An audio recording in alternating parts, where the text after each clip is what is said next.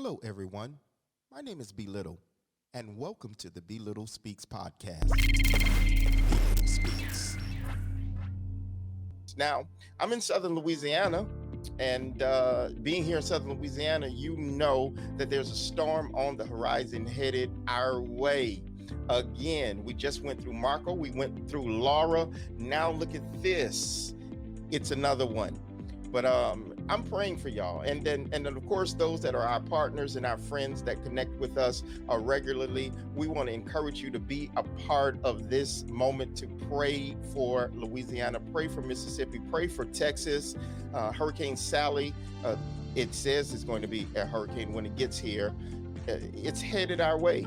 And we want to remember all of those that will be affected by this storm. Of course, for Louisiana, we're still dealing with Lake Charles. Lake Charles has really been hampered hard. We've been told that only 20% of Lake Charles was able to come back to their city. There's still a lot of infrastructure that's down. And of course, I was just reading, someone posted in DeRidder, Louisiana, that after almost these 3 weeks or so, they are still without power. So we're praying for the state of Louisiana, for Sally. We're praying for Mississippi. We're praying for Alabama and all those that are affected. Now, I want to encourage every one of you to become involved, everybody can do their part. Really, you can. And I want to encourage you to just donate to somebody. I really do. You never know when it'll be you. I know last year, for me, I was hit with Hurricane Barry and a tree fell on my house. And when it did, I was so grateful for Red Cross. I did not think that I would get through it, but Red Cross was there to help me out. And I was grateful for it. So you never know when it's going to be you. You never know when the storms will blow in your life. And I would that you would understand that we're better together. We are better together. And so while it's not you, there's a term that says pay it forward. Why not take a moment to go ahead and pay it forward, to just really get in there and have an opportunity to sow. Now, while I am talking about this, I'm about to throw something on the screen real quick. I'm just trying to clear out some of this other stuff. I want you to take a look at this because this is a vehicle that I've chosen to go ahead and sow in. This is the place where I'm going to give during this time of hurricane, this time of storm. Take a look at this. Now, if you are interested in giving to our hurricane efforts, I've partnered with the Mount Zion Baptist Church of Laurelville, Louisiana, also with Annie Mae's Restaurant, and with Mount Calvary Baptist Church. We're here in Southern Louisiana. Mount Zion and Triumph are both pastored by Reverend Carl Fitzgerald Lewis, and of course, Mount Calvary Baptist Church is pastored by the great Mark Lewis. A lot of people know him, but they are bringing their efforts together to send a truckload of goods. If you want to donate, here in the screen, you can find in the bottom, donate electronically at mountzion1.org. Once again, that's mountzion1.org. You can go ahead and donate there, and they'll be willing and able to go ahead and receive your donations. And so I'm excited about this. Moving forward, of course, if you came on tonight, you notice that the statement says, they not hating. Well, Little, what does that mean? What does that mean? Most times when we begin new ventures in our lives, some of the people around us, some of our loved ones, our closest friends and families will have opinions about the new things that we're going to get into.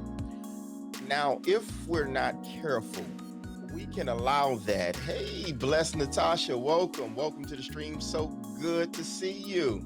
How's that baby boy? I know he's doing well. Great for you to chime in and be with us on tonight. If you're not careful, when you begin a new venture, sometimes comments can come back to us about what we're doing And the feedback can cause us to believe that people are hating on us, that they are just being negative. But tonight, I just came to bring another view. It's not necessarily the crabs in the bucket syndrome. And of course, the crabs in the bucket syndrome seems to be that when a crab is trying to get out, another crab comes and pulls him back into the bucket. So it seems that nobody can get out of this thing called the rat race. But I want to suggest to you on tonight that whatever it is that God has placed in your heart for you to do, that when you get these negative comments, that everybody's not hating. Everybody's not hating. You know, sometimes people can see themselves as your equal. They can begin to believe that whatever you can do, they can do. Whatever you can do, they can do. I remember being in elementary school, and we used to pick on those we would call the nerds. The nerds would come in, and they would come in prepared. They would have their homework. They would have done the work that was needed in order to progress. And for those of us that were in the back of the class that just wanted to chill, we just wanted the nerds to be quiet. We didn't want them raising their hands. We didn't want them turning in their assignments. And why was that? Because the nerds made us look bad.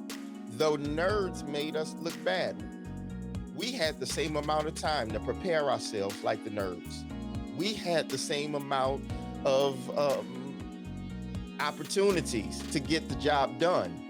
But when we got to the class, we showed up unprepared, and there's the nerds just taking up all of the energy. Well, I want to suggest to you tonight that when you begin something new and you get those negative comments and that negative criticism, sometimes it's not because that people are hating on you. It's because you dared to do what they did not. You dared to get started. You dared to move forward. You dared to push the play button in your life.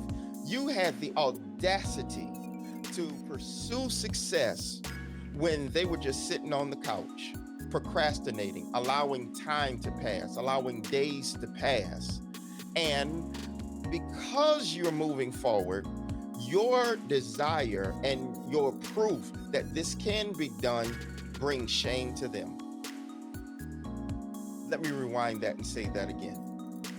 Your desire to pursue, your audacity to move forward and go after what it is that is your passion and in your heart, it offends them.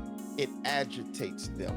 Because in doing so, like us, when we were in the back of the class with the nerds, just sitting back, when the nerd lifted their hands, to them, when you begin, it draws a light to them that they are not living their best lives.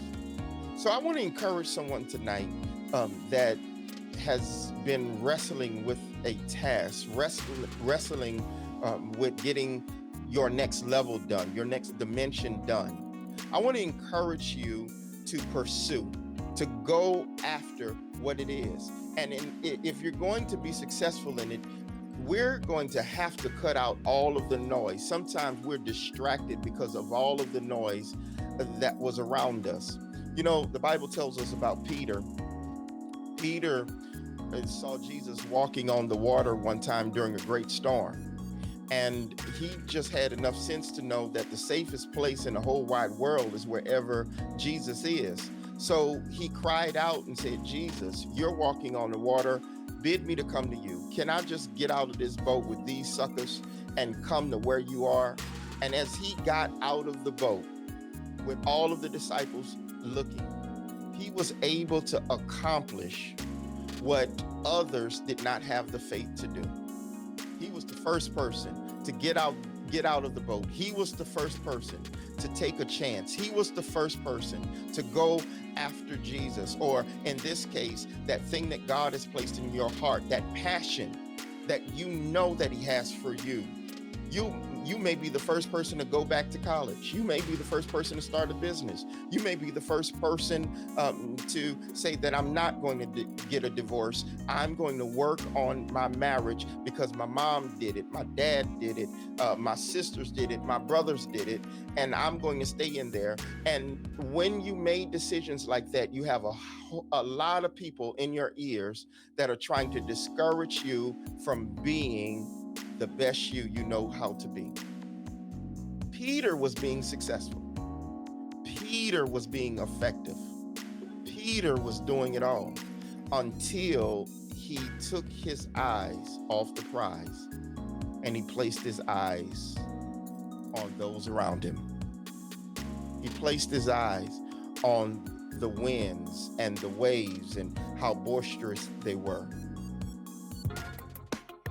I don't know what it is that God has called you to, but I want to encourage you to not succumb to what you heard as hate, but that was their own insecurities attempting to be projected on you. So don't believe the hype.